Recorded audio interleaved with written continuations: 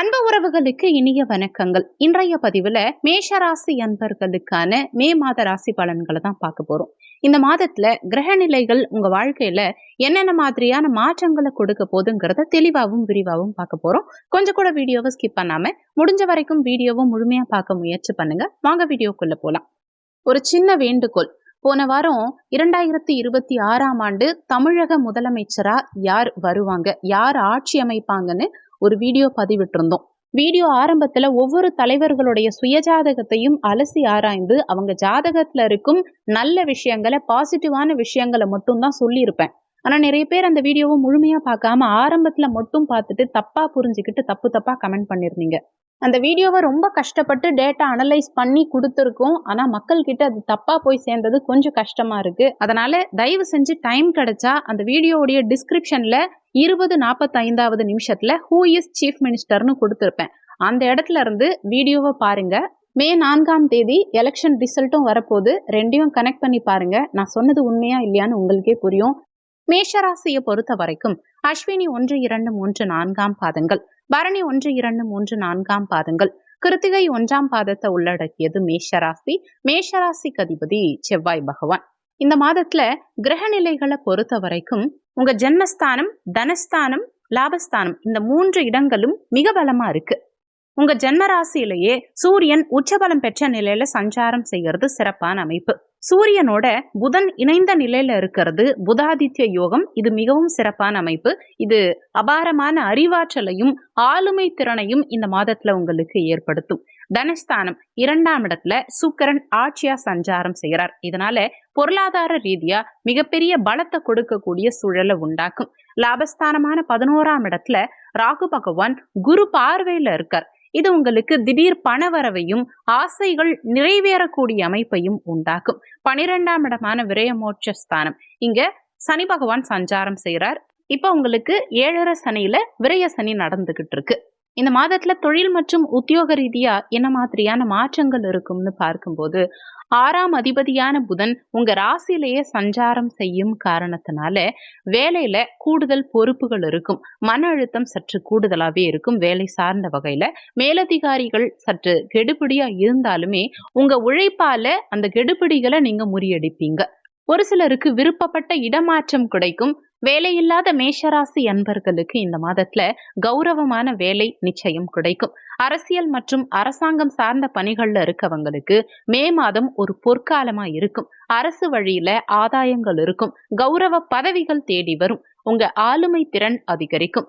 எதையும் தைரியமா எதிர்கொள்ளும் துணிச்சல் உங்களுக்குள்ள பிறக்கும். உங்க பேச்சுக்கு மத்தவங்க கிட்ட நன்மதிப்பு கிடைக்கும். உங்க நிர்வாக திறன் உயரும். நிதி நிலைமையை பொறுத்த வரைக்கும் பணப்புழக்கம் சிறப்பா இருக்கும். தனஸ்தானத்துல சுக்கிரன் ஆட்சியா இருக்கிறதுனால கையில பணப்புழக்கம் சரளமா இருக்கும். பணத்துக்கு எந்தவித தடையும் இருக்காது. இந்த மாதத்துல மேஷராசி அன்பர்களுக்கு இந்த மாதத்துல தங்கம் வாங்கும் யோகம் மிக வலுவா இருக்கு.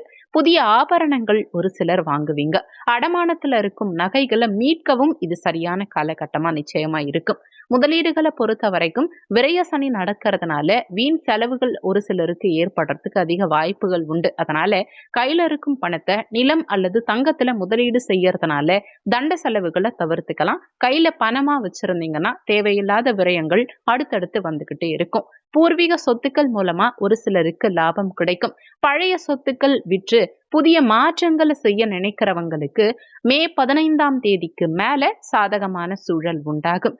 கல்வியை பொறுத்த வரைக்கும் மாணவ மாணவிகளுக்கு இது அற்புதமான காலகட்டம்னு தான் சொல்லணும். ஏன்னா புதன் சூரியன் இணைவு இது கல்வியில மாணவர்களுக்கு அதீத ஆர்வத்தை கொடுக்கும். இந்த புதாதித்ய யோக அமைப்பு மாணவர்களுக்கு சாதகமான சூழலை உண்டாக்கும். நீங்க எடுத்த முயற்சிகளுக்கு முழுமையான பலன் கிடைக்கும்.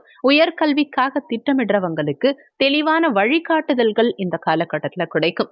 அரசு துறை தேர்வுகளுக்கு தயாராகும் மாணவர்களுக்கு இது சாதகமான காலகட்டம்னு தான் சொல்லணும். உங்களுக்கு சாதகமான முடிவுகள் நிச்சயம் வரும். குடும்பம் மற்றும் திருமண வாழ்க்கையை பொறுத்த வரைக்கும் 3ஆம் இடத்துல குரு பகவான் சஞ்சாரம் செய்யும் காரணத்தினால திருமண முயற்சிகள் கைகூடி வரும்.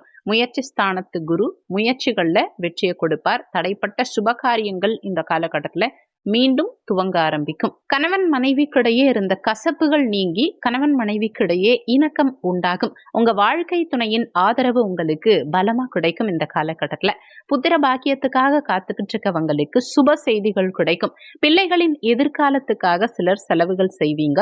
மே 15ஆம் தேதிக்கு பிறகு புதன் தனஸ்தானத்துக்கு பயிற்சியாகிறதுனால உங்க பேச்சில் நிதானம் தேவை. ஏன்னா 6ஆம் அதிபதி வாக்குஸ்தானத்துக்கு வந்தமரும் காரணத்தினால வாக்குல நிதானம் தேவை.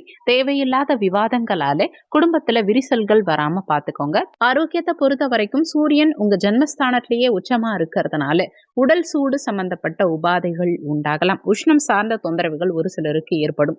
தலைவலி, முடி கொட்டுறது, இந்த மாதிரியான பிரச்சனைகள் ஒரு சிலருக்கு ஏற்படுறதுக்கு வாய்ப்புகள் அதிகம் இருக்கிறதுனால அதிகமா தண்ணி குடிக்க வேண்டியது அவசியம். கண் மற்றும் பல் சம்பந்தமான பிரச்சனைகள் ஒரு சிலருக்கு வந்து போறதுக்கு வாய்ப்புகள் உண்டு. 12ஆம் இடத்துல சனி சஞ்சாரம் செய்யும் காரணத்தினால இரவு நேரங்கள்ல தூக்கமின்மை அல்லது அதிகப்படியான சிந்தனை, ஓவர் திங்கிங் ஏற்படலாம். ஒரு சிலருக்கு தியானம் மேற்கொள்வது மன அமைதியை கொடுக்கும். தூங்குறதுக்கு முன்னாடி ஒரு 10 நிமிஷம் மெடிடேஷன் பண்ணுங்க, உங்களுக்கு நல்லாவே தூக்கம் வரும்.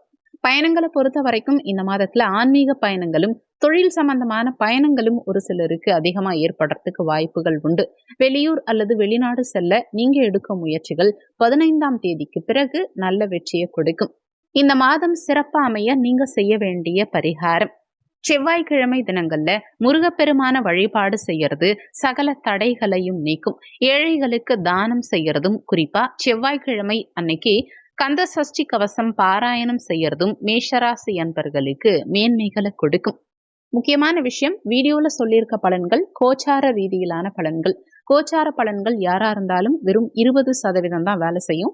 மற்றபடி உங்க சுயஜாதகப்படி தான் 80% உங்க வாழ்க்கையில நடக்கிற விஷயங்கள் முடிவு செய்யப்படும். அதனால உங்க சுயஜாதகத்துல இப்போ என்ன தசாபுத்தி நடக்குது, தசாநாதனோ புத்திநாதனோ உங்க சுயஜாதகத்துல எந்த நிலையில ஸ்தான பலம் பெற்ற நிலையில சஞ்சாரம் செய்யறாங்கிறத பொறுத்து உங்க வாழ்க்கையில நிறைய விஷயங்கள் மாறுபடும்ங்கிறத புரிஞ்சுக்கணும். சுயஜாதகம் பார்க்க நினைக்கிறவங்க ஜாதகம் பார்க்கன்னு கொடுத்திருக்க வாட்ஸ்அப் நம்பருக்கு வாட்ஸ்அப் பண்ணுங்க. நன்றி. மற்றும் ஒரு நல்ல பதிவோடு மீண்டும் உங்களை சந்திக்கிறோம்.